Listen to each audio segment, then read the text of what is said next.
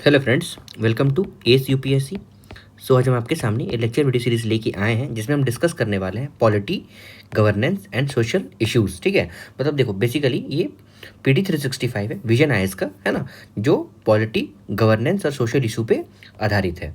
देखो सबसे पहले अगर हम देखते हैं polity, governance and social issues में, सबसे पहला टॉपिक जो रहेगा हमारा वो functions of parliament, state legislature और लोकल गवर्नमेंट रहेगा। चलिए स्टार्ट करते हैं। एज इन मैं हर पीडी 365 वाले लेक्चर में बताता हूँ कि why we should study PD 365। So देखो एज हॉल मतलब नॉर्मली आप अगर देखोगे तो अगर आप कोई मैगजीन अगर पढ़ते हो अपार्ट फ्रॉम पेपर, कोई अभी what we say coaching center का मैगजीन अगर आप पढ़ते हो तो you can have PD 365 as an वो आप इसको एज एन रिविजन पर्पसेस के लिए यूज़ कर सकते हो। ठीक है, उसका कंटेंट खोल लो और उसमें जो जो टॉपिक आप लोगों ने नहीं पढ़ा है उसको आप रिवाइज कर लो। और if in case you haven't red any kind of magazine तो आप इसको एक बार देख लोगे, क्योंकि देखो वेल अवेयर रहना जरूरी है बिफोर प्रीलिम्स, और ये लगभग आप देखोगे तो होलिस्टिकली देता ही है कुछ ना कुछ इन्फॉर्मेशन। राइट, चलिए स्टार्ट करते हैं फंक्शंस में। सबसे पहले 50 ईयर्स हो गया है नेशनल इमरजेंसी का, मतलब ये 2025 जो है वो मार्क कर रहा है 50 ईयर कंप्लीट हो गया है सिंस इम्पोजिशंस ऑफ नेशनल इमरजेंसी, जो डिक्लेयर्ड है ऑन, मतलब जो डिक्लेयर हुआ था ऑन जून 25, 1975 और लास्ट किया था अंटिल मार्च 21, 1977, है ना। अब देखो सोर्स क्या है, उसमें हुआ क्या था अबाउट नेशनल इमरजेंसी, मतलब उस इमरजेंसी में देखो सस्पेंड हो जाता है फंडामेंटल राइट्स। ये बेसिकली इमरजेंसी के बारे में बता रहा है। ठीक है, नेशनल इमरजेंसी आर्टिकल नंबर 352 के बारे में बता रहा है। ठीक है, देखिए यहाँ पे लिखा हुआ है ना, आर्टिकल 352 के बारे में बता रहा है। ये सस्पेंड हो जाता है आपका fundamental rights during the emergency borrowed from Weimar constitution of Germany. तो हमारा नेशनल इमरजेंसी जो है हमारे कॉन्स्टिट्यूशन जो जिया हुआ है वो कहाँ से एज एन बोरोड है, तो वाइमार कॉन्स्टिट्यूशन जर्मनी का। कॉन्स्टिट्यूशनल बेसिस आप देखोगे तो ये कहाँ पे रिप्रेजेंटेटेड, मतलब कहाँ है नेशनल इमरजेंसी, तो आर्टिकल 352 से लेके 360 तक जो है parliament part of 18th of the constitution, part 18th of the constitution, article 352 से लेके 360 तक हमारा इमरजेंसी के बारे में दिया हुआ है, वो कॉन्स्टिट्यूशनल बेसिस है। इंस्टेंसेस देखोगे तो नेशनल इमरजेंसी जो है वो प्रोक्लेम हुआ है 3 बार। कब कब, एक 1962 चाइनीज़ एग्रेशन के टाइम पीरियड में, मतलब इंडो चाइना वार के टाइम पे, दूसरा 1971 में पाकिस्तान वॉर के टाइम पे, और 1975 में वो हमारा इंटरनल इमरजेंसी लगा था। ठीक है, चलिए पर देखते हैं ये टेबल में क्या दिया हुआ है। देखो टाइप ऑफ इमरजेंसी में आप देखोगे ना तो ये 3 तरह का एज एन मेनली आप देखोगे तो आर्टिकल 352, आर्टिकल 356 एंड आर्टिकल 360। 352 वाले को नेशनल इमरजेंसी बोलते हैं, आपको पता होगा ये। 356 एज एन प्रेसिडेंशियल रूल्स कहता है, मतलब फेलियर ऑफ कॉन्स्टिट्यूशनल मशीनरीज, मतलब ऑफ स्टेट्स। ठीक है, कॉन्स्टिट्यूशनल मशीनरीज ऑफ स्टेट्स, ये याद रखना। देखो यहाँ पे है ना, ब्रेकडाउन ऑफ कॉन्स्टिट्यूशनल मशीनरीज। और तीसरा जो है वो फाइनेंशियल इमरजेंसी, आर्टिकल 360 है ये। ठीक है, देखो अगर आर्टिकल 352 के हिसाब से अगर हम लोग देखते हैं तो ये वॉर और एक्सटर्नल एग्रेशन या फिर एक्सटर्नल इमरजेंसी के टाइम पीरियड में लगता है, और इसको हम लोग क्या नाम दिए हैं, आर्म्ड रिबेलियन या फिर इंटरनल इमरजेंसी। प्रेसिडेंट्स रूल आप देखोगे जो कि आर्टिकल 356 के हिसाब से है, तो breakdown of constitutional machineries, article 352, right. और दूसरा क्या है, इसमें होता क्या है कि फेलियर है कंप्लाई करने के लिए, मतलब as according to the defined rule, union directions के अकॉर्डिंगली स्टेट्स काम नहीं करता है, तो आर्टिकल 356 लग जाता है। तीसरा है फाइनेंशियल इमरजेंसी, आर्टिकल 360, ये थ्रेट है टू फाइनेंशियल स्टेबिलिटी और क्रिएट और क्रेडिट ऑफ इंडिया और of any part of territory. ठीक है, अब चलो आगे देखते हैं। एस्पेक्ट्स अब देखोगे तो बेसिकली अथॉरिटी में सबसे पहले कैसे हुआ था प्रोक्लेमेशन ऑफ नेशनल इमरजेंसी, तो प्रोक्लेम किया जाता है प्रेसिडेंट किसके द्वारा, मतलब प्रेसिडेंट के द्वारा। कैसे, after receiving written decision of union cabinet, मतलब यूनियन कैबिनेट का रिटन डिसीजन होना चाहिए, प्रेसिडेंट को दिया जाना चाहिए, so that president can promulgate या फिर proclaim national emergency. Parliamentary approval जो है वो अप्रूव होना चाहिए बोथ द हाउसेस, मतलब लोकसभा और राज्यसभा, 1 मंथ के अंदर। अगर एज इन अगर मान लो लोकसभा डिजॉल्व हो जाता है, उसमें भी लिखा होगा, देखते हैं, वैलिड फॉर 6 महीने। ये जो नेशनल इमरजेंसी है ना, ये 6 महीने के लिए वैलिड होता है और एक्सटेंड किया जा सकता है इनडिफिनिट, मतलब जितना मन चाहे उतना, with a parliamentary approval even every 6 month. हर 6 महीने अप्रूवल के बाद आप कितना भी इसको एक्सटेंड कर सकते हो। ये हमारे 44th कॉन्स्टिट्यूशनल अमेंडमेंट एक्ट 1978 में जो हुआ था उसमें दिया गया है। अब व्हेन लोकसभा इज डिसॉल्व, जब लोकसभा डिसॉल्व हो जाता है तो ये लाई करेगा, मतलब कंटिन्यू करेगा 30 दिन तक, अंटिल 30 डेज, जैसे ही पहला सिटिंग होगा of the constitution reconstituted Lok Sabha, जैसे ही नया लोकसभा आता है उसके 30 दिन बाद तक ये बेसिकली वैलिड रहेगा, मतलब ये चलेगा। इनकेस अगर कोई रूल्स एंड रेगुलेशंस नहीं आता है तो इट विल, मतलब वो फिर नहीं, मतलब वैलिड नहीं रहेगा। ये प्रूव्ड है, मतलब प्रोवाइडेड राज्यसभा में उसने अप्रूव करके रखा है उस इमरजेंसी को। मेजॉरिटी रिक्वायर्ड जो है नेशनल इमरजेंसी के लिए तो स्पेशल मेजोरिटी है। मेजोरिटी जो है of total membership plus 2/3 members present and voting, ये है स्पेशल मेजोरिटी का मतलब। मेजोरिटी ऑफ टोटल मेंबरशिप, जितने भी हाउस के मेजोरिटी है, मान लो 245, ठीक है, उसमें से मेजोरिटी होना चाहिए, और plus 2/3 of the member present and voting होना चाहिए। रिवोकेशन जो है मतलब कैसे अब हटाओगे, तो वो बेसिकली रिवोक किया जाता है प्रेसिडेंट के द्वारा at without parliamentary approval. Lok Sabha जो है वो डिसअप्रूव करेगा कंटिन्यूएशन बाय सिंपल मेजोरिटी। मान लो आपको कंटिन्यू नहीं करना है तो सिंपल मेजोरिटी से उसको डिसअप्रूव करना पड़ेगा, ठीक है। सेंटर स्टेट रिलेशन आप देखोगे तो सेंटर जो है इशू करता है एग्जीक्यूटिव डायरेक्शन और ऑन एनी सब्जेक्ट। पार्लियामेंट जो है वो क्या करेगा, लेजिस्लेट करेगा ऑन स्टेट लिस्ट आर्टिकल 350, और प्रेसिडेंट जो है may modify the revenue distributions. टेनवर आप देखोगे बेसिकली लेजिस्लेचर का, तो लोकसभा और स्टेट लेजिस्लेटिव असेंबली जो है वो एक्सटेंड हो सकता है 1 साल के लिए at a time, but not beyond 6 month after emergency ends, ठीक है ना। मतलब वो क्या हो सकता है, 1 साल तक आप एक्सटेंड कर सकते हो, लेकिन 6 महीने से ज़्यादा नहीं हो सकता है अगर इमरजेंसी एंड हो जाता है तो, ठीक है। वहीं पे फंडामेंटल राइट्स देखोगे तो एनफोर्समेंट ऑफ फंडामेंटल राइट जो है may be suspended under article 359 except article 21 and 22। देखो यहाँ पे भले वो नहीं दिया होगा, तो आर्टिकल 358 और 359 दोनों इंपॉर्टेंट है। ये आर्टिकल 359 कहता है ना कि एज सुन एज आपका इमरजेंसी नेशनल इमरजेंसी लगता है, तो आर्टिकल 350 के अकॉर्डिंगली आपका आर्टिकल 19 जो है फंडामेंटल राइट्स वो कैंसिल हो जाता है, ठीक है। आर्टिकल 359 ये कहता है, देखो यहाँ पे लिखा हुआ है ना आर्टिकल 359 एक्सेप्ट आर्टिकल, तो आर्टिकल 359 ये कहता है कि apart from your fundamental rights article 20 and 21, और अगर प्रेसिडेंट के द्वारा कुछ और भी बोला गया है तो कौन सा आर्टिकल रह जाएगा आपका फंडामेंटल राइट्स वाला। हो सकता है मैंने शायद 358 को 359 में बता दिया हो, पर है एक्चुअल में यही, ठीक है। अब देखो मेजॉरिटी कॉन्स्टिट्यूशनल अमेंडमेंट, आप देखो sorry major constitutional amendment and reforms देखोगे ड्यूरिंग आफ्टर इमरजेंसी, तो 30 सबसे पहले हम लोग देखेंगे 1975 में 38th अमेंडमेंट हुआ था, जिसमें हुआ क्या था कि ये बार्ड करता है judicial review of emergency declaration. मतलब एक बार इमरजेंसी का डिक्लेरेशन हो गया तो आप उसको जुडिशियल रिव्यू ऐसे नहीं कर सकते हो, ये 38th अमेंडमेंट में देखा गया है। 1975 में क्या हुआ है, 39 अमेंडमेंट में पार्लियामेंट जो है एम्पावर करता है टू डिसाइड इलेक्शन डिस्प्यूट्स। वहीं आर्टिकल 1976 में ये क्या करता है, तो 42nd अमेंडमेंट जो है वो sweeping chance includes primacy of directive principles, जो कर्टेलमेंट ऑफ जुडिशियल पावर। मतलब ये क्या कह रहा है ना 42nd अमेंडमेंट, तो sweeping changes including primacy to directive principle, मतलब डायरेक्टिव प्रिंसिपल को आप ज़्यादा पावर दोगे, और कर्टेल ऑफ जुडिशियल पावर को कम, एक्सटेंडेड द लोकसभा टर्म्स। वहीं पे 1977 ये क्या कहता है, शाह कमीशन एक रिपोर्ट आया था, वो जो क्या कहता है कि probe into emergency abuse and axes. मतलब ये बेसिकली इमरजेंसी को कैसे आप एब्यूसिव पावर के लिए यूज़ कर रहे हो ना, उसके बारे में ये बता रहा था। वहीं 1978 वाला जो 44th कॉन्स्टिट्यूशनल अमेंडमेंट एक्ट है, ये रिप्लेस करता है इंटरनल डिस्टर्बेंस वर्ड को विथ किससे हटाता है, मतलब किसको रिप्लेस करता है, इंटरनल डिस्टर्बेंस को हटाता है विथ आर्म्ड रिबिलियन और रेस्टोर द जुडिशियल रिव्यू। ये जो जुडिशियल रिव्यू जो यहाँ पे कहाँ गया, यहाँ पे barred judicial review 38 constitutional amendment act जो है ना, वो 44th कॉन्स्टिट्यूशनल अमेंडमेंट एक्ट में फिर से वो लगा दिया जाता है, ठीक है।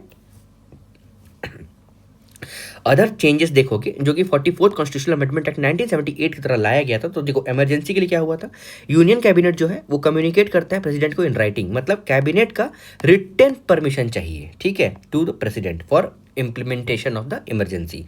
मैंडेटरी पार्लियामेंट्री अप्रूवल जो है वो 1 महीने के अंदर स्पेशल मेजोरिटी के तौर पे फॉर इमरजेंसी प्रोक्लेमेशन होना चाहिए। रेस्ट्रिक्टेड स्कोप ऑफ आर्टिकल 359, मतलब आर्टिकल 20 और आर्टिकल 21 जो है वो रिमेन एनफोर्सेबल ड्यूरिंग इमरजेंसी।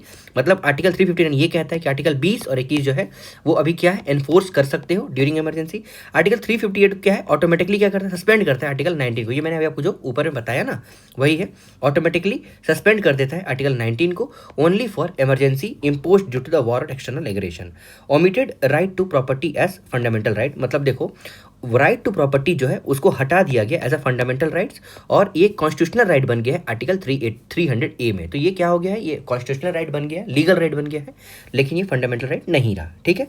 अब देखो रिमूवल ऑफ आर्टिकल 257, तो यहाँ पे 257 आर्टिकल नंबर ए है, सॉरी 257A उसको हटा दिया, मतलब रिमूव कर दिया। मतलब ये क्या करता है, allowed government of India to deploy any armed force of union on any other forces to deal with a grave situation of law or order in any state। मतलब किसी भी स्टेट में यूनियन गवर्नमेंट जो है वो अपना force लगा सकता है। मान लो एनएसजी आ जाएगा, बहुत ज़्यादा मान लो प्रॉब्लम हो गया तो एनएसजी आ जाएगा, तो वो इम्पोज कर सकता है कहीं भी किसी भी स्टेट में। ये आर्टिकल 358 वो कह रहा है। अब सॉरी 257A ये कह रहा है। अब देखो टर्म ऑफ लोकसभा देखोगे तो back to 5 years for 6 years by amending the article 83 and 172 restore the judicial review, मतलब to review the election dispute. मान लो इलेक्शन में कोई धांधली हो गई या फिर कोई तरह का दिक्कत हो गया, अब रिव्यू कर सकते हो concerning the president and vice president, मतलब प्रेसिडेंट एंड वाइस प्रेसिडेंट को आपको कंसर्न जताना होगा, बताना होगा, ठीक है। एसेंट देख सकते हो तो द स्टेट बिल में सबसे पहले ये एक टॉपिक है assent to the state bill. ये कहता क्या है कि ये न्यूज़ में इसलिए है क्योंकि सुप्रीम कोर्ट ने अपने 16th प्रेसिडेंशियल रेफरेंस में अंडर आर्टिकल 143 बताया कि कोर्ट जो है वो इम्पोज नहीं कर सकता है कोई भी timeline for the decision of president and governor कि वो बिल को कब एसेंट देंगे। मतलब कोर्ट का कहना ये है कि हम जो है ये गवर्नर या प्रेसिडेंट को ये नहीं बता सकते हैं कि आप कोई भी बिल को कब पास करो और कब पास ना करो, right. Under article 200-201 of the constitution supreme court 16 president reference held that, मतलब सुप्रीम कोर्ट बता रहे हैं, ठीक है ना। अब देखो की हाईलाइट देखो, ये बेसिकली साउथ में प्रॉब्लम हुआ था ना, शायद तेलंगाना ये तमिलनाडु में ये प्रॉब्लम हुआ था। तमिलनाडु के गवर्नर एज सारा रख ले रहे थे, एज बिल पास नहीं कर रहे थे, तो उसी पे एक प्रॉब्लम आई थी। आप देख सकते हो करंट अफेयर्स का टॉपिक था ये, है ना। देखो की हाईलाइट्स देखोगे जजमेंट का ऑन 16th प्रेसिडेंशियल रेफरेंस में सबसे पहले डीम्ड एसेंट जो है वो अनकॉन्स्टिट्यूशनल है। मतलब कोर्ट जो है वो एज्यूम नहीं कर सकती है assent to the bill merely because court order time lapse. मतलब अगर टाइम लैप्स हो जाता है, कोर्ट ऑर्डर के द्वारा कोई टाइम दिया था वो लैप्स हो जाता है, इसका मतलब ये नहीं कि बिल पास हो गया हो, ठीक है। As it infringes constitutional power of the president governor और वायलेट करता है सेपरेशन ऑफ पावर और फेडरल कॉन्स्टिट्यूशनल सीम को। उसके बाद गवर्नर प्रेसिडेंट जो है वो can not sit on bill indefinitely as it violates federalism legislature will and constitutional morality. Limited judicial review जो है वो कोर्ट जो है वो इंटरवीन कर सकता है अगर गवर्नर और प्रेसिडेंट वो एक्ट कर सकते हैं, मतलब एक्ट विथ मेलिफाइड इंटेंट। मतलब देखो कोर्ट जो है वो इंटरवीन कर सकता है अगर गवर्नर और प्रेसिडेंट जो है ऐसा कोई भी काम करते हैं जो मेलिफाइड है, मतलब थोड़ा साफ सुथरा काम ना हो, इंटेंट, और review it's confined to procedure not merit. तो लिमिटेड जुडिशियल रिव्यू है ये, नॉट मेरिट से है, ठीक है। अब देखो मतलब लिमिटेड है, अगर मान लो उसका कुछ लग रहा है तो they can, court can, right. अब देखो सुप्रीम एडवाइस नॉट रिक्वायर्ड। देखो प्रेसिडेंट जो है need not seek supreme court advice, जरूरी नहीं है कि सुप्रीम कोर्ट का एडवाइस लें when ever governor reserve bills for his or her accent as a substantive satisfaction of the president is sufficient। मतलब सिर्फ सब्सटेंसिव यहाँ कह रहा है ना कि सब्सटेंटिव सेटिस्फैक्शन प्रेसिडेंट का काफ़ी है, ये नहीं कि गवर्नर कोई बिल एज इन रख ले रहा है प्रेसिडेंट की अप्रूवल के लिए और प्रेसिडेंट की फिर उसको एज इन सुप्रीम कोर्ट की जज को या फिर सुप्रीम कोर्ट में जा रहा है उस बिल के बारे में पूछने के लिए, ज़रूरी नहीं है, ठीक है। मतलब सुप्रीमेसी ऑफ प्रेसिडेंट यहाँ बता रहा है, राइट। नोट अब इसमें कुछ लिखा हुआ है, तो constitution of India under article 163 की क्लॉज 2 एक्सप्लिसिटली मेंशन करता है कि certain sphere of governor of the state जो है वो एक्ट करता है इन हिज और her own directions.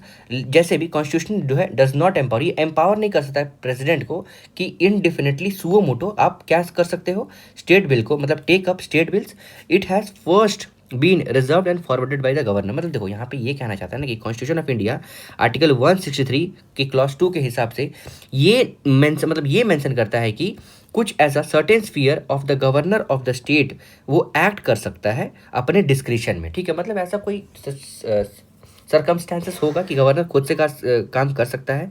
However constitution जो है वो ऐसा एम्पावर नहीं करता है प्रेसिडेंट को कि आप इंडिपेंडेंटली सुओ मोटो खुद से आप क्या करो स्टेट बिल को ले लो, मतलब टेक अप स्टेट बिल, मतलब एज एन आप खुद से कोई भी स्टेट बिल हो उसको आप अपने में ले लो और कुछ खुद से बिल को पास करने की कोशिश करता है, ऐसा तो हो ही नहीं सकता है ना, unless it has been first. मतलब वो कर सकते हो लेकिन अगर वो बिल जो है वो आपको गवर्नर के द्वारा फॉरवर्डेड किया हो, राइट। आपको समझ में आ रहा हो यहाँ क्या कहना चाह रहा है, मतलब प्रेसिडेंट का यहाँ पे थोड़ा पावर को डाउन कर रहा है कि ये नहीं है कि आप स्टेट का कोई भी बिल लो और पास कर दो। हाँ आप पास कर सकते हो अगर गवर्नर आपको वो बिल फॉरवर्ड करता है तो, ठीक है। कॉन्स्टिट्यूशनल प्रोविजन देखोगे regarding assent to the bill the state में गवर्नर जो है वो रिस्पॉन्सिबिलिटी है, मतलब governor's responsibilities of state bill देखोगे तो आर्टिकल 200 के तहत, तो आर्टिकल 200 की constitution of India, article 200 of constitution of India के तहत गवर्नर जो है रिस्पॉन्सिबल है स्टेट बिल के लिए।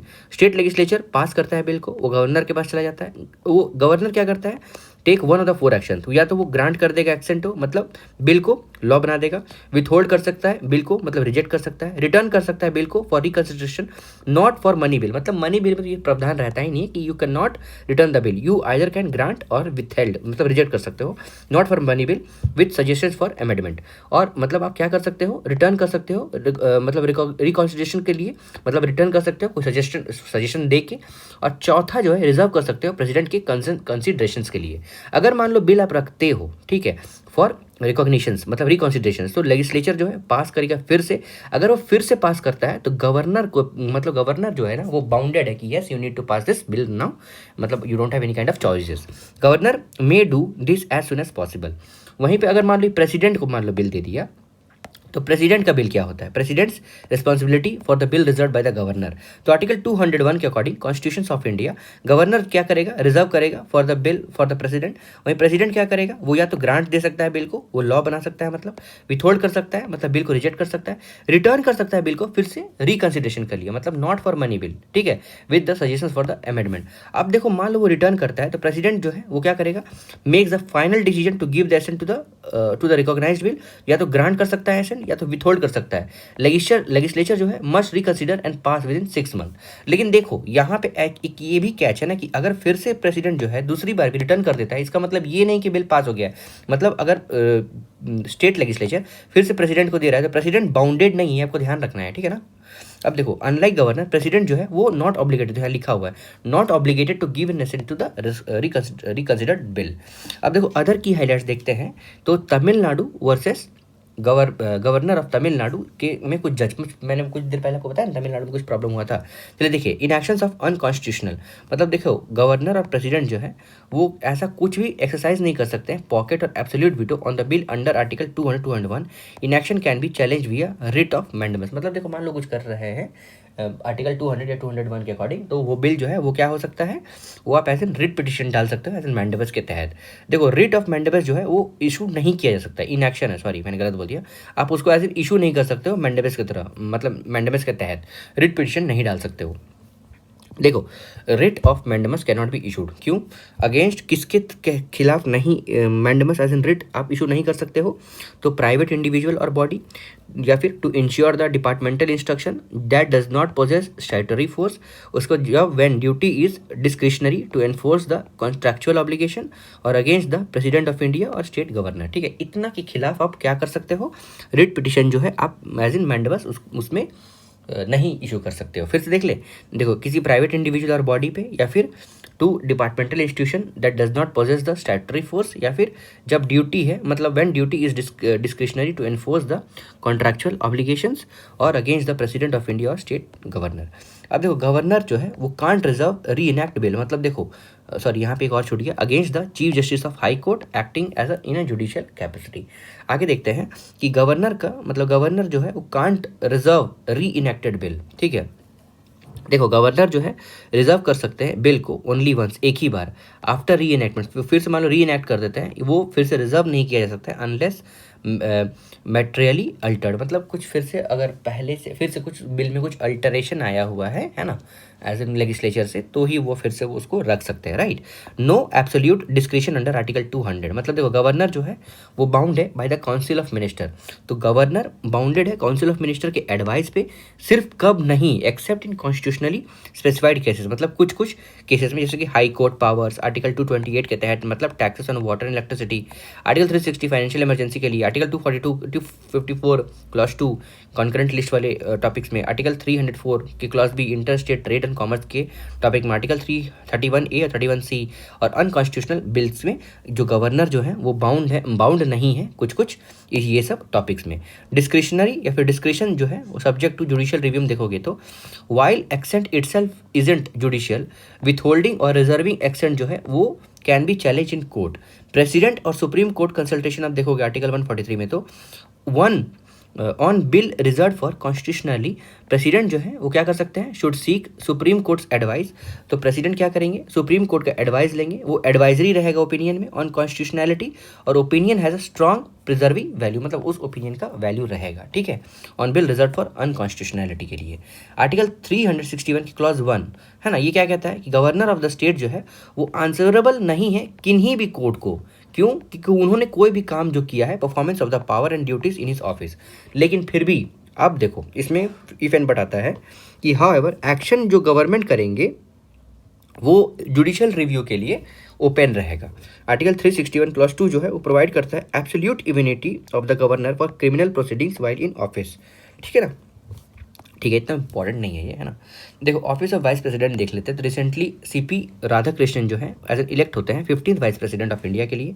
अब देखो इलेक्शन जो है, election procedure of vice president, देखो नॉमिनेशंस जो है बेसिकली रिक्वायर करता है 20 procedure and proposers and 20 seconders और 15,000 डिपॉजिट्स इन मैंडेटरी है। वोटिंग आप देखोगे तो कंडक्ट किया जाता है पार्लियामेंट हाउस में using special Election commission of India supplied pen, और first preference vote system is compulsory, ठीक है, फर्स्ट प्रेफरेंस वोट जो है ये कंपलसरी है। सुपरविजन देखोगे तो election commission of India appoint करता है रिटर्निंग ऑफिसर, तो कौन अपॉइंट करता है, ईसीआई अपॉइंट करता है, सेक्रेटरी जनरल राज्यसभा, और ऑब्जर्वर है ये एसन एंड ऑब्जर्वर, मतलब देखो सॉरी सुपरविजन आप देखोगे तो मतलब कौन देख रेख करता है, तो election commission of India appoint करता है रिटर्निंग ऑफिसर, ठीक है, and observer, returning officer secretary general और राज्यसभा में। अब देखो की सेफगार्ड जो फॉलो किया गया है इलेक्शन में, सबसे पहले provision of anti defection law are not applicable, तो यहाँ पे प्रेसिडेंट के इलेक्शन में एंटी डिफेक्शन लॉ जो है वो एप्लीकेबल नहीं है। वायलेशन ऑफ सेक्रेटरी और use of unauthorised pen invalidate करता है वोट को। उसके बाद ब्राइबरी एंड अनड्यू इन्फ्लुएंस जो है बेसिकली इस grounds for the elections of challenges under presidential and vice presidential elections article 1952। फिर देखो 30, अब देखो यहाँ पे नोट में क्या दिया हुआ है कि 39th amendment to the constitution जो है वो रिमूव करता है अथॉरिटी किसका, सुप्रीम कोर्ट का, जो वो एजुकेट करता था petitions regarding election of presidents, vice presidents, prime minister और स्पीकर ऑफ लोकसभा। इंस्टेड एक बॉडी रहेगा जो कॉन्स्टिट्यूट किया जाएगा पार्लियामेंट के द्वारा, जो बेसिकली अपना इंटरेस्ट जो है वेस्ट करेगा, मतलब वो देख रेख करेगा कि पावर क्या है, मतलब उसके पास वैसा पावर रहेगा जो रिजॉल्व करेगा कोई भी इलेक्शन डिस्प्यूट्स रहेगा। मतलब मान लो कोई इलेक्शन डिस्प्यूट्स हो गया जिसमें प्रेसिडेंट, वाइस प्रेसिडेंट या प्राइम मिनिस्टर या स्पीकर ऑफ लोकसभा का एज एन अपॉइंटमेंट के लिए, इलेक्शंस के लिए कोई प्रॉब्लम हो रहा है, तो सुप्रीम कोर्ट उसमें देख रेख नहीं करेगा, बल्कि एक बॉडी सेटअप किया जाएगा जो basically will have the power to resolve such elections disputes, right. अब देखो कॉन्स्टिट्यूशनल प्रोविजन देखते हो जो related to vice presidents of India है, तो वो है क्या, देखो about office of vice president में सबसे पहले ये होता क्या है, ये second highest constitutional office in the country ये होते हैं, सॉरी नहीं होता नहीं है, होते हैं। कॉन्स्टिट्यूशनल जो है मतलब कॉन्स्टिट्यूशन जो है कोई भी ऐसा स्पेसिफिक रीजंस या फिर कोई वो does not specify who performs vice president duty when office fall vacant. मतलब कॉन्स्टिट्यूशन जो है वो ऐसा कोई स्पेसिफिक प्रोविजंस नहीं बताता है कि कौन ड्यूटी करेगा अगर वाइस प्रेसिडेंट का ऑफिस जो है वो वाइस प्रेसिडेंट का ऑफिस जो है वो अगर वैकेंट हो जाता है तो, ठीक है। आर्टिकल्स उससे रिलेटेड आप देखोगे तो सबसे पहले आर्टिकल 63 जो है वो there shall be a vice president of India, ये कहता है। आर्टिकल 64 जो है वो कहता है वाइस प्रेसिडेंट जो है वो ex officio chairman of council of states, मतलब राज्यसभा का वो एज एन वाइस प्रेसिडेंट रहेंगे। आर्टिकल 65 जो है वो क्या कहता है कि वाइस प्रेसिडेंट जो है वो एज एन प्रेसिडेंट की तरह एक्ट करेंगे और डिस्चार्ज करेंगे अपना पर्सन या फिर function during the casual vacancies in the office, अगर मान लो वैकेंसी हो जाता है तो, और during the absence of president, या फिर अगर प्रेसिडेंट एब्सेंट रहते हैं। आपको वैकेंट और एब्सेंट में अंतर होना चाहिए, ठीक है। ये या फिर रिमूव्ड होना चाहिए या फिर डिस्क्वालीफाइड होना चाहिए, ठीक है। तो वो एज एन वो वैकेंट हो जाएगा, और एब्सेंट का मतलब एज एन डेली पर्पसेस के लिए वो नहीं है, राइट। अब देखो आर्टिकल 66 जो है वो इलेक्शंस के बारे में बताता है। तो इलेक्टेड किया जाता है, मतलब इलेक्शन किया जाता है उनका by members of electoral college जो बेसिकली कंसिस्ट करते हैं member of both the houses of parliament, जिसमें से वो इलेक्टेड और नॉमिनेटेड मेंबर दोनों रहते हैं। याद रहे ये नॉमिनेटेड मेंबर जो रहते हैं ना वो नहीं रहते हैं वो प्रेसिडेंट के इलेक्शन में, बल्कि member of legislative assembly and legislative council वो रहते हैं। लेकिन यहाँ पे ये इनको स्टेट लेजिस्लेचर का कोई लेन देन नहीं रहता है, लेकिन नॉमिनेटेड मेंबर का लेन देन रहता है in elections of vice president, right. अब देखो सिस्टम क्या है, तो proportional representations by means of single transferable vote system और ए सीक्रेट बैलेट सिस्टम में, मतलब सीक्रेट बैलेट पोस्ट सिस्टम्स में बेसिकली इलेक्शंस होता है। वैल्यू ऑफ ईच वोट जो है वो कास्ट किया जाता है वाइस प्रेसिडेंट इलेक्शन में have been value that is 1, एक वोट का वैल्यू एक होता है। क्वालिफिकेशन कौन है as an president, as an being a member of vice president, तो सिटीजन ऑफ इंडिया होने चाहिए, 35 ईयर ऑफ एज होना चाहिए उनका। साथ ही साथ he must be qualified for the election of council of states, मतलब राज्यसभा में इलेक्शन होने के लिए, मतलब इलेक्ट होने के लिए वो काबिल होने चाहिए। Must not hold any office of profit. Article 67 के अंतर्गत क्या कहा जाता है, ये hold office for a term of 5 year. ये आर्टिकल 67 में वाइस प्रेसिडेंट का एजेंट दिया हुआ है कि अपना वो ऑफिस कब तक होल्ड करेंगे, 5 ईयर्स तक। रिजाइन कर सकते हैं, किसको सबमिट करेंगे अपना रेजिग्नेशन लेटर, प्रेसिडेंट को। रिमूव किए जा सकते हैं by Rajya Sabha resolution passed by majority of total membership and approved by Lok Sabha. Lok Sabha के द्वारा अप्रूव्ड, मतलब सिंपल मेजोरिटी चाहिए आपको लोकसभा में, और यहाँ पे स्पेशल मेजोरिटी चाहिए आपको राज्यसभा में, ये आपको मैं बता दूंगा, है ना। कंटिन्यू करते हैं अपना office until successor assumes the charges, मतलब जब तक वो किसी को अपना पावर सौंप नहीं देते हैं तब तक वो एज एन पावर में एज्यूम्ड रहेंगे even after term expiries. Article 68 जो है वो election to fill a vacancy in the office of vice president occurring because of his death, मतलब देखो आर्टिकल 68 जो है इलेक्शन जो कब हो सकता है, जब वैकेंट हो ऑफिस वैकेंट कैसे होगा वाइस प्रेसिडेंट का, मान लो उनका डेथ हो जाता है, रेजिग्नेशन हो जाता है, या फिर removal from his post shall be held as soon as possible. ठीक है, अब देखो स्पीकर ऑफ लोकसभा देखते हैं, तो लोकसभा जो है वो अपना नॉमिनेट करते हैं, मतलब वो नॉमिनेट किए जाते हैं मेंबर ऑफ पार्लियामेंट के द्वारा, और एज एन एम्पैनल्ड मेंबर, मतलब जो भी मेंबर इलेक्ट होते हैं ना उस पर्टिकुलर ईयर में, मतलब उस पर्टिकुलर लोकसभा मेंबर में, तो उनमें से एक मेंबर जो होता है वो एज इन नॉमिनेट किया जाता है लोकसभा में बाय मेंबर ऑफ पार्लियामेंट, और इम्पैनल्ड होते हैं to preside over the house of proceeding. समझ में आया आपको? ठीक है, जो मेंबर इलेक्ट होते हैं उन्हीं में से एक स्पीकर को चुना जाता है। सेक्शन 9 जो है rule of procedure and conduct of business in Lok Sabha में, सबसे पहले एट स्टार्ट देखोगे तो सेशन के, और एज नीड स्पीकर जो है नॉमिनेट होते हैं up to 10 MPs as panel of chairperson. मतलब देखो एट स्टार्ट ऑफ सेशन, जैसे ही सेशन स्टार्ट होता है या फिर जब जरूरत पड़ेगा, स्पीकर क्या करेंगे, नॉमिनेट करेंगे 10 member of parliament as a panel of chairperson. उसके बाद एनी ऑफ देम जो है वो प्रिसाइड कर सकते हैं over the house in absence of speaker और डेप्यूटी स्पीकर। मतलब ये कह रहा है कि स्पीकर अगर मान लो एब्सेंट हो गए तो उनके बिहाफ में डेप्यूटी स्पीकर प्रिसाइड करेंगे हाउस को। अगर डेप्यूटी स्पीकर अगर एब्सेंट हो जाते हैं तो उनके बिहाफ में ये जो 10 मेंबर जो है ना मेंबर ऑफ पार्लियामेंट, ये एज एन प्रिसाइड करेंगे अगर दोनों में से कोई प्रेजेंट नहीं रहता है हाउस में। तो देखो ऑफिस ऑफ स्पीकर के बारे में देखते हैं, तो आर्टिकल 93 क्या बताता है कि लोकसभा जो है चूज करते हैं 2 of its member as a speaker और डेप्यूटी स्पीकर। कैसे? By simple majority of member present and voting on the date fix by president. मतलब प्रेसिडेंट जो है वो क्या करेंगे, डेट फिक्स करेंगे कि किस दिन हमें स्पीकर को इलेक्ट करना है, राइट, और उसमें से 2 मेंबर को स्पीकर और डेप्यूटी स्पीकर को चुना जाएगा। पोजीशन जो ये होल्ड करते हैं वो presiding officer, head and representative of Lok Sabha रहते हैं। टर्म ऑफ ऑफिस अब देखोगे तो ये does not Venkat office until immediately before first meeting of Lok Sabha after the dissolution. मतलब ये जैसे ही लोकसभा का एज इन टर्म खत्म हो जाता है तो इमीडिएटली बिफोर फर्स्ट मीटिंग, जैसे ही फर्स्ट मीटिंग होगा ना लोकसभा का, जो आफ्टर डिसॉल्व हो गया है प्रेजेंट लोकसभा, उसके बाद एक नया लोकसभा गठन होगा, तो वो क्या करेंगे, फर्स्ट मीट करेंगे। तो उसी में वो बेसिकली क्या करेंगे, पावर जो है दूसरे स्पीकर जो इलेक्ट किए जाएंगे न्यू गवर्नमेंट के द्वारा उनको दिया जाएगा। एलिजिबल फॉर री इलेक्शन, वो री इलेक्शन के लिए भी एलिजिबल रहते हैं। ठीक है, उसके बाद देखो रिमूवल, अब देखोगे तो आर्टिकल 94 के तहत एक रिजोल्यूशन जो है पास किया जाएगा majority of all the then membership of the house, भी स्पेशल मेजोरिटी बता रहा है। Provided a minimum of 14 days notice, मतलब आपको पहले प्रायर 14 डेज नोटिस देना पड़ेगा। उसके बाद एक रिजोल्यूशन पास किया जाएगा बाय मेंबर ऑफ हाउसेस, और नोटिस जो है बेसिकली दिया जाएगा बिफोर मूविंग सच अ रिजोल्यूशन। जब मतलब रिजोल्यूशन आपको पास करना है ना, ये रिजोल्यूशन पास किया जाएगा majority of then member of houses, ये रिजोल्यूशन पास होने से पहले 14 दिन पहले आपको एक नोटिस देना पड़ेगा।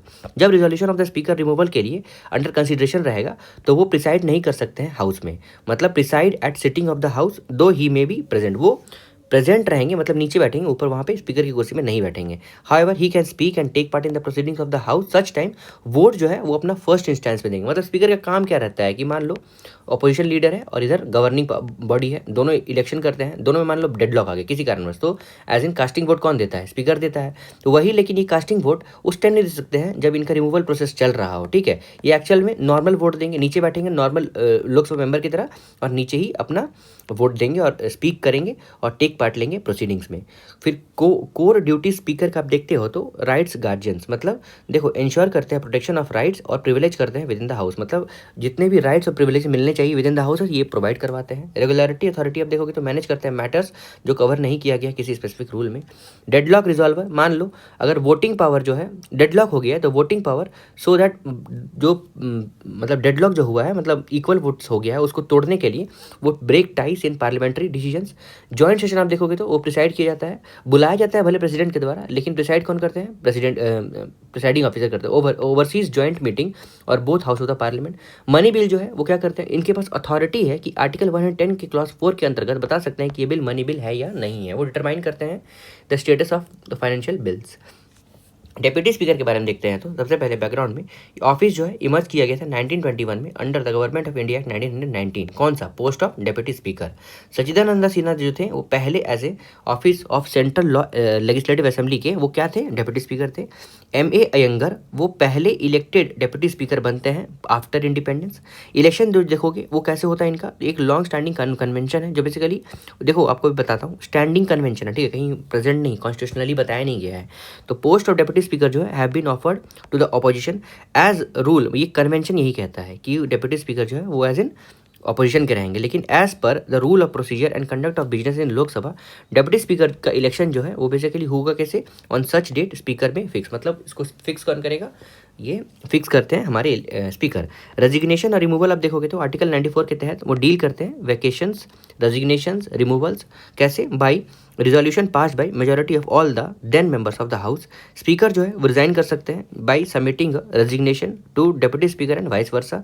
ड्यूटीज आप देखोगे तो as per article 95 deputy speaker जो है परफॉर्म करते हैं duties of speaker in case of vacancy, absency etcetera.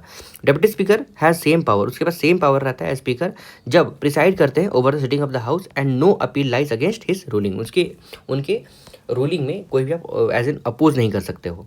अब चलिए एंटी डिफेक्शन लॉ के बारे में देख लेते हैं। तो supreme court in पद्दी Kaushik Reddy versus state of Telangana 2025 के अंतर्गत रिसेंटली बताते हैं कि सिग्निफिकेंट डिले बाय स्पीकर, अगर मान लो स्पीकर कुछ डिले करते हैं अपने डिसीजन में डिसाइडिंग की disqualification petition concerning 10 Telangana MLAs, मतलब 10 तेलंगाना MLAs के खिलाफ डिस्क्वालिफिकेशन पिटीशन जो है वो लेट हो रहा था।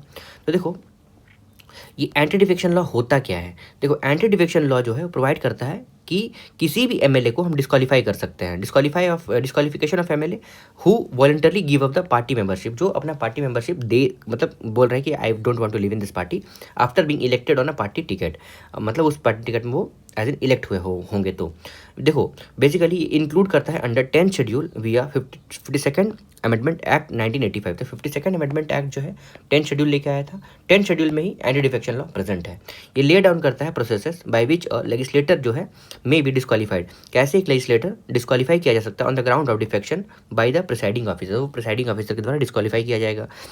देखो ये basically on petition by any other members of the house. अब देखो does not specify a time period for the presiding officer to decide on a disqualification plea, मतलब अगर मान लो वो डिस्क्वालीफाई प्ली डाले हुए हैं तो ये प्रिसाइडिंग ऑफिसर को कोई टाइम बाउंडेशन नहीं है कि वो कब तक वो बेसिकली वो एक्सेप्ट करेंगे और हाँ बोल देंगे, ठीक है। कोर्ट जो है इंटरवीन कर सकता है only after presiding officer has decided on the matter. और कोर्ट कब आएगा? कोर्ट तभी आ सकता है जब प्रिसाइडिंग ऑफिसर अपना डिसीजन बता दिया है, डिसाइड कर लिया है। देखो ओरिजिनल देखोगे कॉन्स्टिट्यूशन में 950 में तो ऐसा कुछ मेंशन नहीं है टर्म पॉलिटिकल पार्टी, ये बेसिकली एक्सप्लिसिटली इंट्रोड्यूस किया गया था 10 शेड्यूल में। उसके बाद देखो judicial procurements in context of 10 schedule आप देखोगे तो किहोतो होलहान वर्सेस जानशिल हु 1992 में स्पीकर का डिसीजन जो है एंटी डिफेक्शन लॉ के अंतर्गत ये सब्जेक्ट टू जुडिशियल रिव्यू हाँ है, होता है, ठीक है। ये बेसिकली किहोतो होलहान केस में जो 1992 में था ये बेसिकली वर्डिक्ट आया था। Ravi S Naik versus union of India 1994 में स्पीकर जो है वो कैसे एक्ट कर सकते हैं? न्यूट्रल एजुकेटर, ठीक है, रादर देन पॉलिटिकल फिगर। वो एक न्यूट्रल एजुकेटर मतलब न्यूट्रल इंसान रहेंगे, सबका बात सुनेंगे और डिसीजन उसी के अकॉर्डिंगली देंगे। कर्नाटका MLA डिस्क्वालिफिकेशन केस 2020 ये क्या कहता है? पार्लियामेंट जो है वो कंसिडर कर सकता है ट्रांसफरिंग या disqualification power from speaker to independent tribunal, मतलब पार्लियामेंट क्या है कंसिडर कर सकते हैं कि अपना जो ये डिसीजन जो है डिस्क्वालिफिकेशन वाला वो कहाँ पावर मतलब ट्रांसफर कर सकते हैं from speaker to independent tribunals को। उसके बाद Keisham Meghachandra Singh versus speaker Manipur legislative assembly 2020 के अकॉर्डिंग देखा जाए तो डिस्क्वालिफिकेशन पिटीशन जो है 10 शेड्यूल के अंतर्गत should not be decided within a period of 3 months from date of its filing. मतलब ये कह रहा है कि डिस्क्वालिफिकेशन पिटीशन जो है 10 शेड्यूल के अंदर जो आता है वो should be decide with in a period of 3 months, 3 महीने के अंदर डिसाइड कर दो जब से वो फाइल किया गया हो। अब देखो यहाँ पे डिस्क्वालिफिकेशंस और exceptions under anti defection law आप देखोगे सबसे पहले डिस्क्वालिफिकेशन एक मेंबर जो वॉलंटरली अपना पार्टी गिव अप कर देता है पार्टी मेंबरशिप, और वोट्स एब्सटेन मतलब वो वोट नहीं करते हैं, अगेंस्ट द पार्टी वोट कर देते हैं। जो मान लो विप इशू होता है ना, विप में होता क्या है कि पार्टी मेंबर्स को अपने पार्टी के अकॉर्डिंगली वोट करना पड़ता है, लेकिन अगर कोई इन केस अगर उस पार्टी के अकॉर्डिंग वोट नहीं करता है तो वो डिस्क्वालीफाई हो जाता है। तो विप विदाउट कॉन्डोलेशंस विद 15 days। उसके बाद यहाँ पे अन इंडिपेंडेंट मेंबर जो है ज्वाइन कर सकते हैं पॉलिटिकल पार्टी आफ्टर इलेक्शन, और एक नॉमिनेटेड मेंबर जो है ज्वाइन कर सकते हैं कोई भी party political party after 6 months of taking a seats. ये डिस्क्वालिफिकेशन तब हो जाता है। लेकिन एक्सेप्शन इसमें क्या है कि पॉलिटिकल ए पार्टी जब मर्ज करता है ना, उसका सपोर्ट कितना रहता है 2/3 ऑफ द लेजिस्लेटर। अगर इतना सपोर्ट रह गया तो वो डिस्क्वालिफिकेशन नहीं कहलाएगा, उसको मर्जर कहलाएगा। उसके बाद स्पीकर ऑफ लोकसभा या फिर deputy speaker, chairman of Rajya Sabha या फिर डिप्टी चेयरमैन जो है वो रिजाइन कर सकते हैं किसी पार्टी से एंड रिज्वाइन आफ्टर डिमिटिंग ऑफिस। अब देखो आगे देखते हैं disqualification of sitting law maker में देखोगे तो कर्नाटका के एमएलए जो है वो डिस्क्वालीफाई कर दिए गए थे under article 191 of the constitution and section 8 of representation of people act 951। क्यों? आफ्टर बीइंग कन्विक्टेड, वो कन्विक्ट कर गए थे किसके द्वारा? सीबीआई कोर्ट के द्वारा। किसमें? इन इलीगल माइनिंग केस में जो लीड करता है वैकेंसी इन द कॉन्स्टिट्यूंसी। तो कॉन्स्टिट्यूंसी में हुआ क्या, उसको एज इन डिस्क्वालीफाई कर दिया गया, तो वैकेंट हो गया। तो देखो disqualification of sitting law maker आप देखोगे ना, मतलब कोई लॉ मेकर है तो हुआ क्या कि कॉन्स्टिट्यूशनल प्रोविजन उसमें मतलब उसके अंतर्गत क्या क्या आता है, कैसे कैसे डिस्क्वालीफाई कर सकते हो आप सिटिंग लॉ मेकर को। तो आर्टिकल 102 और 191 जो है वो स्पेसिफाई करता है कुछ कंडीशंस जो कि एमपी और एमएलए के लिए होता है, जो कि डिस्क्वालीफाई किया जाएगा। मतलब अगर वो ऑफिस ऑफ प्रॉफिट होल्ड करते हैं तो उनको डिस्क्वालीफाई कर सकते हो आप। Person of unsound mind that is stand so declared by competent court, मतलब अनसाउंड माइंड मतलब वो उनका मनोवृत्ति ठीक ना हो, ठीक है। एक वो जो stand so declared by competent court, कोई कोर्ट के द्वारा ये साबित कर दिया गया हो तभी, है ना, ऐसे नॉर्मल बोलचाल में नहीं। an undischarged insolvent, फिर not a citizen of India और has voluntarily acquired the citizenship of foreign state, या फिर डिफेक्शन, या फिर disqualified by under any law made by the parliament। अब देखो existing legal and judicial framework देखोगे for disqualification after crimes में सबसे पहले रिप्रेजेंटेशन एक्ट 951, तो सेक्शन 8 का क्लॉज 3 का ऑफ रिप्रेजेंटेशन एक्ट जो है उसमें क्या बताता है कि लेजिस्लेटर जो है वो डिस्क्वालीफाइड है फॉर कंटेस्टिंग इलेक्शन और continuing in office upon the convention for central criminal offences with imprisonment of 2 years और मोर। मतलब मान लो वो ऑफिस फिर भी कंटिन्यू करते हैं, भले ही उनको ऐसी सज़ा मिली है जो 2 साल से ऊपर है, तो वो क्या होंगे, वो डिस्क्वालीफाई कर जाएंगे रिप्रेजेंटेशन ऑफ पीपल एक्ट 951 के अंतर्गत। उसके बाद अगर वो इंक्लूड करता है कन्विक्शन ऑफ 2 years और more in crimes like bribery, rape, promoting enmity और अनटचेबिलिटी, करप्शन और डिसलॉयल्टी, ये सब बेसिकली और केसेस दिया गया है कि 2 साल से अधिक अगर आपको सज़ा हो जाती है इस पर्टिकुलर केसेस में तो आपकी जो मेंबरशिप जो है वो कैंसिल कर दी जाएगी। उसी के बाद एक केस आता है lily Thomas versus union of India 2013 के अंतर्गत। सुप्रीम कोर्ट जो है रूल करता है कि लॉ मेकर जो है इमीडिएटली डिस्क्वालीफाई करेगा फ्रॉम अट्रैक्टिंग सच कन्विक्शंस। मतलब इसमें इस तरह का कन्विक्शन में अगर कोई लॉ मेकर है तो उनको तुरंत क्या करना पड़ेगा, डिस्क्वालीफाई हो जाना पड़ेगा। Manoj Narula versus union of India 2014 के अंतर्गत कोर्ट क्या करते हैं, वो हेल्ड करते हैं कि appointing the minister with criminal background and not legally barred, मतलब उनको रोका नहीं गया हो, but advised PM to avoid selecting individual with serious criminal antecedents. उसके बाद देखो मतलब मनोज नरूला और यूनियन ऑफ इंडिया 2014 में अंतर ये बेसिकली वर्डिक्ट आया था कि कोर्ट जो बोलते हैं कि मिनिस्टर्स को आप अपॉइंट करिए लेकिन वैसे मिनिस्टर को अपॉइंट मत करिए जिसका बैकग्राउंड जो है वो बेसिकली लीगली बार्ड किया गया है।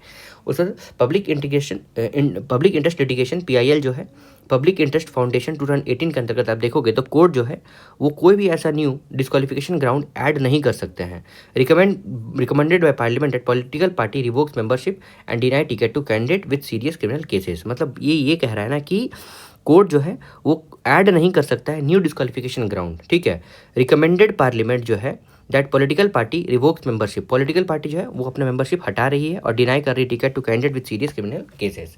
अब देखो removal of minister upon detention आप देखोगे तो सबसे मतलब अगर मान लो डिटेंशन है उसको आप रिमूव कैसे कर सकते हो, तो union home minister introduce the constitutional 130th amendment bill 2025 for removal of minister upon detention of in Lok Sabha. मतलब देखो basically minister of home affairs ने MHA ने उन्होंने क्या किया, एक 130th अमेंडमेंट बिल लेके आया, जो क्यों था, तो रिमूव करना है कैसे मिनिस्टर को जो डिटेंशन के अंतर्गत आते हैं। देखो ग्राउंड फॉर रिमूवल अब क्या होगा इस बिल के अकॉर्डिंग, तो यूनियन मिनिस्टर, चीफ मिनिस्टर या स्टेट मिनिस्टर और प्राइम मिनिस्टर जो है वो रिमूव किया जा सकते हैं अगर arrested and detained for 30 consecutive days. अगर 30 कॉन्सिक्यूटिव डेज में अगर ये अरेस्ट हो जाते हैं तो उनको अपना पोस्ट छोड़ना पड़ेगा, चाहे वो चीफ मिनिस्टर हो, स्टेट मिनिस्टर हो, प्राइम मिनिस्टर हो, चाहे यूनियन मिनिस्टर हो, ठीक है।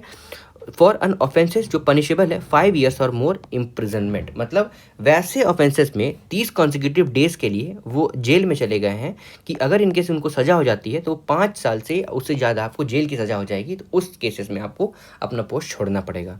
उसके बाद देखो बिल जो है प्रपोज करता है सिग्निफिकेंट अमेंडमेंट टू आर्टिकल 75, मतलब provisions of union ministers article 75 के अंतर्गत ये बिल जो है सिग्निफिकेंट अमेंडमेंट लेके आता है। साथ ही साथ आर्टिकल 164 में भी अमेंडमेंट लेके आता है, जो आर्टिकल 164 कहता है कि ऐसा प्रोविजन जो स्टेट मिनिस्टर के लिए है। उसके बाद आर्टिकल 239 AA जो है provision of NCT national territory Delhi के बारे में है ऑफ इंडियन कॉन्स्टिट्यूशन। प्रोसीजर क्या है रिमूवल का, तो यूनियन मिनिस्टर एक्सेप्ट PM को छोड़ के जितने भी यूनियन मिनिस्टर जो हैं वो प्रेसिडेंट जो है रिमूव कर सकते हैं। President remove minister on PM's advice, PM के एडवाइस में उस मिनिस्टर को प्रेसिडेंट हटा देंगे, ठीक है। कैसे, 31st डे, मतलब 30 दिन तक वो जेल में हो गए तो 31वां दिन अदरवाइज ऑटोमेटिक सीजेशन उनका हो ही जाएगा। मतलब प्रेसिडेंट हटा रहे हैं नहीं तो ऑटोमेटिक सीजेशन वो तो हो ही जाना है। यूनियन मिनिस्टर एक्सेप्ट PM हो गया, स्टेट मिनिस्टर एक्सेप्ट CM, तो गवर्नर जो रिमूव करते हैं CM के एडवाइस पे। उसके बाद दिल्ली मिनिस्टर जो है वो एक्सेप्ट CM, और प्रेसिडेंट जो है एक्ट करता है दिल्ली CM एडवाइस। उसके प्राइम मिनिस्टर और चीफ मिनिस्टर जो है वो रिजाइन करेंगे 31वां दिन को from of the custody. Failure leads to automatic removal, वो नहीं करते हैं तो वो ऑटोमेटिक रिमूव भी हो जाएंगे। रीअपॉइंटमेंट जो है कोई भी ऐसा रीअपॉइंटमेंट का बार नहीं है आफ्टर रिलीज फ्रॉम कस्टडी, जैसे ही कस्टडी से हटते हैं और फिर से एज एन मिनिस्टर बन सकते हैं, ऐसा कुछ में कोई बार नहीं है। पार्लियामेंट्री कमेटी जो है तो रिसेंटली अब देखोगे Lok Sabha stated that parliamentary committee जो है are not adversarial to government but act supportive and corrective instrument that offers constructive guidance. मतलब देखो यहाँ पे पार्लियामेंट्री कमेटी के बारे में बता रहा है कि उनका बाउंड्री सेटअप किया जा रहा है। पार्लियामेंट्री कमेटी जो है वो एडवर्सरियल टू द गवर्नमेंट नहीं है, ठीक है, लेकिन वो एक्चुअल में सपोर्ट करेंगे और करेक्ट करेंगे, करेक्टिव इंस्ट्रूमेंट है। अगर मान लो सेंट्रल गवर्नमेंट या लोकसभा स्पीकर या फिर लोकसभा के मेंबर कुछ गलती करते हैं, साथ ही साथ कंस्ट्रक्टिव गाइडेंस मतलब गाइड भी करेंगे। अब देखो पार्लियामेंट्री कमेटी होता क्या है, पार्लियामेंट्री कमेटी जो है अपॉइंट किया जाता है या फिर और इलेक्ट किया जाता है हाउस और नॉमिनेटेड बाय द स्पीकर, ठीक है, समझ में आ रहा है ना। पार्लियामेंट्री कमेटी या तो अपॉइंट किए जाएंगे या तो इलेक्ट किए जाएंगे हाउस के द्वारा या फिर नॉमिनेट किए जाएंगे स्पीकर के द्वारा, and which works under the direction of speaker. ये basically presents its report to the house speaker, ये अपना रिपोर्ट जो है किसको, हाउस के स्पीकर को ला के देंगे। Parliamentary committees has their origin in British parliament, ये ब्रिटिश पार्लियामेंट से बेसिकली ये आया हुआ है। लॉ जो है मतलब law they draw their authoritative for article 105 deals the privilege of MPs and article 118 gives the parliamentary authority to make rules to regulate its procedure and conduct of businesses. Types of parliamentary committee आप देखोगे तो दो तरह का होता है, एक ad hoc committee होता है, एक स्टैंडिंग कमेटी होता है। एडहॉक कमेटी वैसा कमेटी होता है वो किसी स्पेसिफिक पर्पस के लिए बेसिकली अपॉइंट किया जाए और सीज करे टू एग्जिस्ट, मतलब ceases to exist when they finishes their assignment. मतलब देखो मान लो कोई वर्क मिला है और वो वर्क खत्म हो गया हो तो वो अपना एज इन एग्जिस्टेंस खत्म कर देंगे, वो नहीं रहेंगे to them. Example rail convention committee. Standing committee जो होता है उसमें पार्लियामेंट या रेगुलर कमेटी होता है जो बेसिकली कॉन्स्टिट्यूट किया जाता है from time to time, example financial committee, committee on subordinate legislation etcetera. अब देखो एडहॉक कमेटी जो है वो सेटअप किया जाता है पार्लियामेंट के द्वारा and parliamentary department related standing committee के द्वारा, वो रिव्यू किया जाता है independent regulator in a sector like telecommunication, insurance, electricity and मतलब देखो इस सेक्टर वाइज बांट दिया गया है और वो बेसिकली पार्लियामेंट्री कमेटी जो है वो देखते हैं कि सही से काम कर रहा है कि नहीं कर रहा है। डिटेल्स क्या है कमेटी का इन रिसेंट न्यूज़ में, सबसे पहले एस्टिमेट कमेटी मतलब वो कंप्लीट करता है अपना 75 ईयर्स सिंस फॉर्मेशन, तो एस्टिमेट कमेटी जो है वो अपना 75 ईयर कंप्लीट कर लेता है फॉर्मेशन के बाद। लार्जेस्ट ऑफ 3 फाइनेंशियल कमेटी है other than committee on public undertaking and public account committee, मतलब पब्लिक अकाउंट कमेटी और कमिटी ऑन पब्लिक अंडरटेकिंग, दोनों के अलावा ये एस्टिमेट कमेटी जो है लार्जेस्ट है, जिसमें 30 लोकसभा मेंबर है। मिनिस्टर जो है वो एलिजिबल नहीं होते इसके इलेक्शन के लिए, मतलब इसमें नहीं रह सकते हैं। चेयरपर्सन जो है बेसिकली स्पीकर के द्वारा अपॉइंट किया जाता है, और टेनवर इस कमेटी का 1 साल रहता है। फंक्शन आप देखोगे तो बेसिकली सजेस्ट करते हैं अल्टरनेटिव पॉलिसी, कोई दूसरा पॉलिसी, अगर मान लो एफिशिएंसी के लिए अगर बात करना हो या फिर एग्जामिन करना हो कि वेदर द एक्सपेंडिचर जो है वो well utilised within the policy limit हुआ है कि नहीं हुआ है, मतलब जो इतना भी खर्चा किए हैं तो पॉलिसी के अकॉर्डिंग खर्चा किए हैं कि नहीं किए हैं, अगर नहीं किए हैं तो बेसिकली वो रिव्यू करके बताएगा गवर्नमेंट को। कंसल्टेटिव कमेटी सीसीज जो है बेसिकली फंक्शन करते हैं prime minister of ministry of parliamentary affairs के द्वारा। ये बेसिकली क्या करते हैं, एलोकेशन ऑफ बिजनेस रूल्स 1961 के अकॉर्डिंगली ये आए हुए हैं, जो बेसिकली कॉन्स्टिट्यूट किए गए हैं after Lok Sabha election as required. ये वॉलंटरी मेंबरशिप है 10 से लेकर 30 एमपी तक, और 1 एमपी जो है वो बेसिकली मेंबर हो सकते हैं ऑफ ओनली 1 कंसल्टेटिव कमेटी का। पार्लियामेंट्री मेंबर जो हैं, पार्लियामेंट के मेंबर जो हैं, एमपी जो हैं, from both the houses nominate होते हैं by minister of parliamentary affairs. Sir इसका ऑब्जेक्टिव, मतलब कंसल्टेटिव कमेटी का ऑब्जेक्टिव क्या है कि आप इनफॉर्मल कंसल्टेशन जो है between government and MP on policies programme आप कर सकते हो। अब देखो, मतलब कोई भी इंफॉर्मेशन कंसल्टेशन करना है, कंसल्ट करना है आपको गवर्नमेंट से, तो आप कर सकते हो। कैबिनेट कमेटी ऑन सिक्योरिटी देखा जाए तो इसके चेयरपर्सन कौन होते हैं, प्राइम मिनिस्टर होते हैं। कैबिनेट कमेटी ऑन सिक्योरिटी ये ऐसा एक 1/8 कैबिनेट कमेटी है, is one of the 8 cabinet committee. इसके मेंबर कौन कौन होते हैं, तो minister of defence, home, finance, external affairs, defence chief और सीनियर ऑफिसर में ऑल्सो अटेंडेड। फंक्शंस जो देखोगे तो बेसिकली नेशनल सिक्योरिटी के लिए, डिफेंस के लिए, इंटरनल सिक्योरिटी के लिए, या फिर कोई मेजर सिक्योरिटी अपॉइंटमेंट्स होता है उसमें ये फंक्शन करते हैं कि कैसे आपको वर्क को एग्जीक्यूट करना है। Foreign affairs with security implications. Cabinet committee आप देखोगे तो ये एक्स्ट्रा कॉन्स्टिट्यूशनल बॉडी है जो प्रोवाइड करता है under the transactions of business rules 1961 के अंतर्गत। मेजर कमेटी आप देखोगे तो पॉलिटिकल अफेयर्स, इकोनॉमिक अफेयर्स और अपॉइंट्स, साथ ही साथ चेयर किया जाता है बाई पीएम। और पार्लियामेंट्री अफेयर जो है कमेटी जो है वो चेयर किया जाता है बाई डिफेंस मिनिस्टर, मतलब पार्लियामेंट्री अफेयर कमेटी जो है वो चेयर किया जाता है डिफेंस मिनिस्टर के द्वारा। Appointment committee of cabinet ACC, तो ये कंपोजिशन जो है वो पीएम चेयरपर्सन होते हैं और होम मिनिस्टर भी साथ में रहते हैं। रिस्पॉन्सिबिलिटी आप देखोगे कमिटी ऑफ कैबिनेट का तो एसीसी का तो सीनियर गवर्नमेंट अपॉइंटमेंट जैसे कि सेक्रेटेरिएट, एएसजेएस का बेसिकली यही करते हैं, मतलब ये PM chairperson plus home minister ही करते हैं।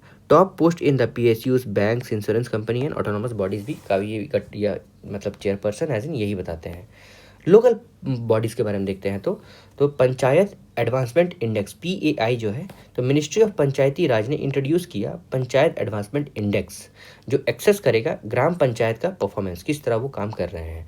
अब ये ग्राम पंचायत एडवांसमेंट इंडेक्स, मतलब पंचायत एडवांसमेंट इंडेक्स जो है ऐसा कंसेप्ट है जो बेसिकली मल्टी डोमेन और मल्टी सेक्टरल इंडेक्स है, जो इंटेंडेड है, मतलब जो बेसिकली यूज़ किया जाएगा कि आप किस तरह एक्सेस कर सकते हो, मतलब वो बेसिकली एक्सेस करेगा ओवरऑल होलिस्टिक डेवलपमेंट, परफॉर्मेंस और प्रोग्रेस किस तरह पंचायत में हो रहा है, वो उसका देख रेख करेगा। इसका मतलब देख रेख इंदा नापेगा कि कितना सही हो रहा है, कितना गलत हो रहा है, कंपेयर करेगा। एम्स जो है बेसिकली मेजर करेगा how well these grassroots institutions are achieving localized sustainable development goal, मतलब grassroots इंस्टीट्यूशंस जो है जैसे कि पंचायती राज वाले सिस्टम में municipal body, municipal corporations, block level, ठीक है, बीडीओ, ये सब किस तरह काम करते हैं। थीम जो है बेसिकली इंडेक्स जो है इवेलुएट कराएगा पंचायत बेस्ड ऑन 9 की थीम्स जो रिलेट किया जाएगा local development like poverty, free clean and green panchayat, जो सोशल जस्ट और हेल्थी के लिए रहेगा। Category in panchayat advancement index आप देखोगे तो सबसे पहले अचीवर 0%, मतलब no panchayat in India achieved achievers rank in the year assessment, कोई नहीं है। फिर एस्पिरेंट जो है वो 61.2% है, वो लार्जेस्ट परसेंटेज है पंचायत का जो fall under this category. Performer जो है वो 36% कुछ काम कर रहे हैं, मतलब सिग्निफिकेंट पोर्शन ऑफ पंचायत जो है वो अचीव कर रहे हैं मॉडरेट प्रोग्रेस। और फ्रंट रनर जो है तो गुजरात टॉप करता है the ranking with the highest number of panchayat in this category, Gujarat के पास है। इस कैटेगरी में गुजरात का सबसे ज़्यादा पंचायत है, इसीलिए गुजरात टॉप में है। मॉडल यूथ ग्राम सभा MYGS जो है basically ministry of Panchayat Raj के द्वारा एक कोलैबोरेशन हुआ है मिनिस्ट्री ऑफ एजुकेशन और मिनिस्ट्री ऑफ ट्राइबल अफेयर्स के द्वारा, जो लॉन्च किया MYGS इनिशिएटिव, मतलब मॉडल यूथ ग्राम सभा। फिर से पढ़ते हैं, ministry of Panchayati Raj collaborate करेंगे ministry of education, ministry of tribal affairs, जो लॉन्च करेंगे MYGS इनिशिएटिव। MYGS जो है एक बेसिकली इनिशिएटिव है, पायनियरिंग इनिशिएटिव बोला जा सकता है, जो स्ट्रेंथन करेंगे जन भागीदारी और प्रमोट करेंगे पार्टिसिपेटरी लोकल गवर्नमेंट, मतलब लोकल गवर्नमेंट को और अपलिफ्ट करेंगे। कैसे? बाई एंगेजिंग स्टूडेंट को अब उसमें लेके आएंगे, by engaging student in simulated gram sabha sessions. ये बेसिकली अलाइंग है विद नेशनल एजुकेशन पॉलिसी 2020 और इम्प्लीमेंट किया जाएगा across the Jawahar Navodaya Vidyalaya JNVs और Eklavya model residential school EMRSS और स्टेट गवर्नमेंट स्कूल्स।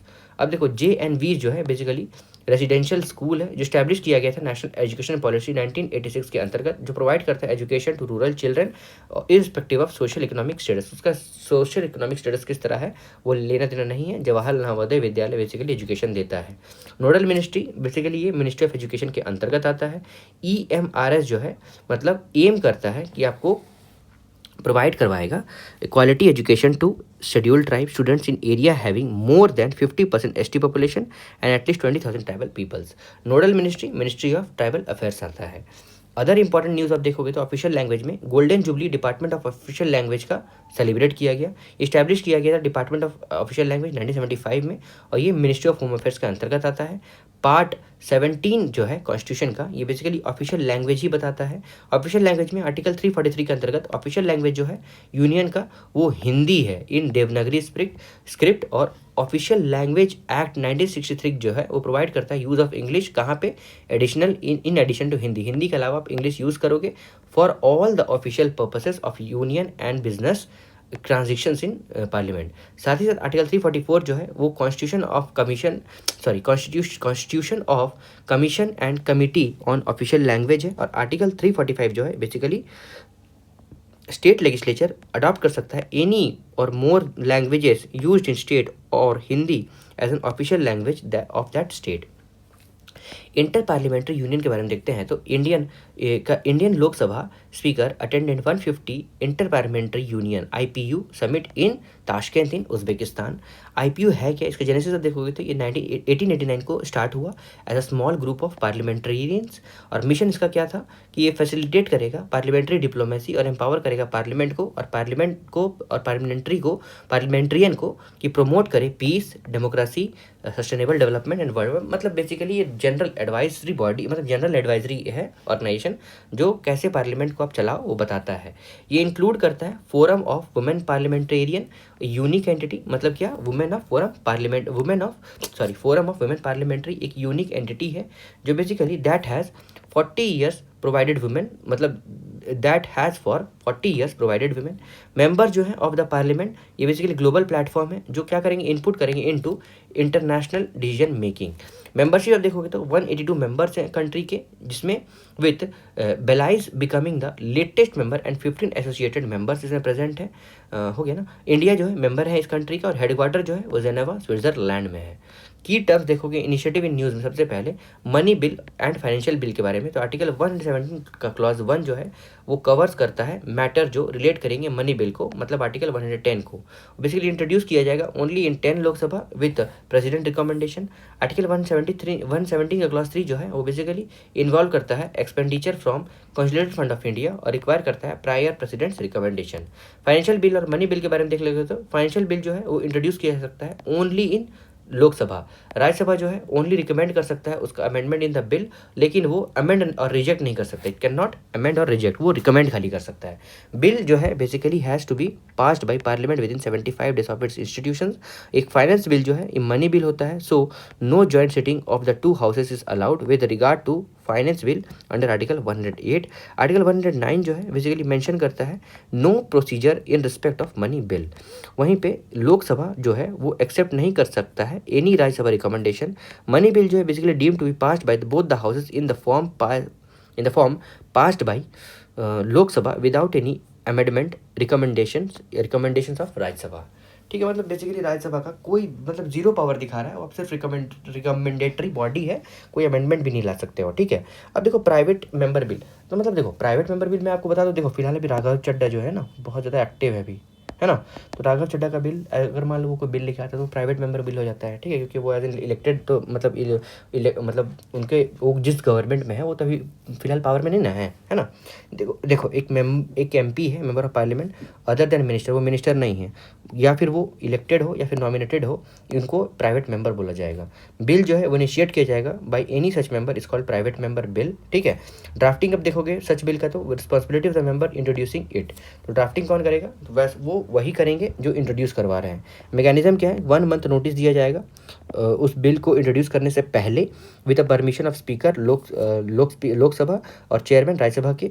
अगर बिल जो है वो सेलेक्ट किया जाता है, देन लोकसभा जो है अलॉट करते हैं 2.5 आवर्स, मतलब कितना, 2.5 आवर्स, सॉरी 2.5 घंटा दिया जाता है of the business on every Friday for consideration and discussion on the bill.